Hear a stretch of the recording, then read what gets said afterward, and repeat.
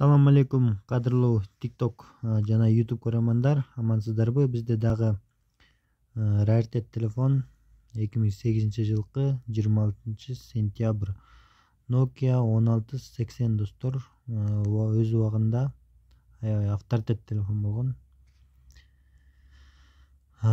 Баасы 500 сом, корпусун алмаштырыш керек. Корпусу аябай эскирди, корпусу родной, батарейкасы алмаштырылган, калган бүт родной. Бардык кнопкалар иштейт. Связь зыңк. Памяты 11 мегабайт ушундай.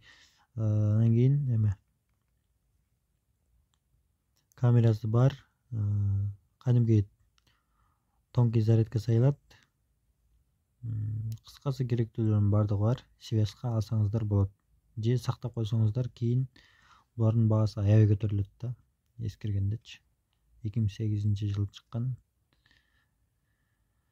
Чалыңыздар 701 10 14 80 10 14 80 туугандар.